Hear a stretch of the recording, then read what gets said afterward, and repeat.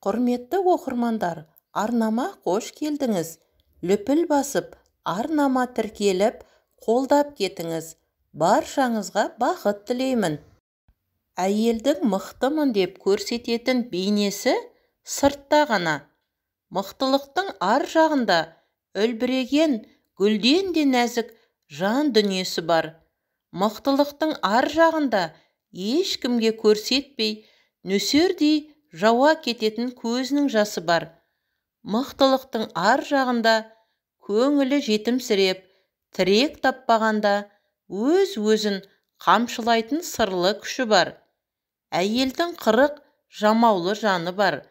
Біреуге жұмбақ, біреуге ашық сандық секілді. Әйел жанын әйелдің өзі де түсіне бермейтін жұмбақ әлем. Мықты әйел боламын деп жүріп, көз жасыңды ешкімге көрсетпей ішке жұттың. Мықты әйел боламын деп күндіз түні еңбек еттің, аз ұйықтадың. Мықты әйел боламын деп көп нәрседен өзіңді өзің шектедің. Мықты әйел боламын деп ешқашан артқа шегінбедің, тек алға ұмтылдың. Мықты әйел боламын деп мойныңа ерлерден де екі есе көп салмақ арттың. Мықты әйел боламын деп өзің іштей жылап тұрсаң да, жылағанды жұбаттың, көз жасын сүрттің. Мықты әйел боламын деп перзентің үшін басыңды тауға да, тасқа да ұрдың.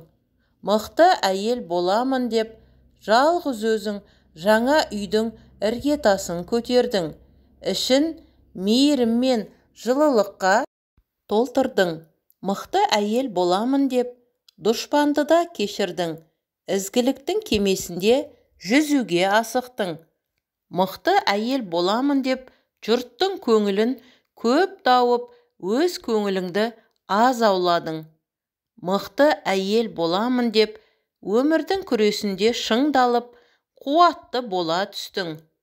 Мықты әйел боламын деп жүріп, еш нәрседен үрікпейтін, қорықпайтын болдың. Мықты әйел боламын деп жүріп, өмірдің мәнін терең түсініп, Аллаға жақындадың.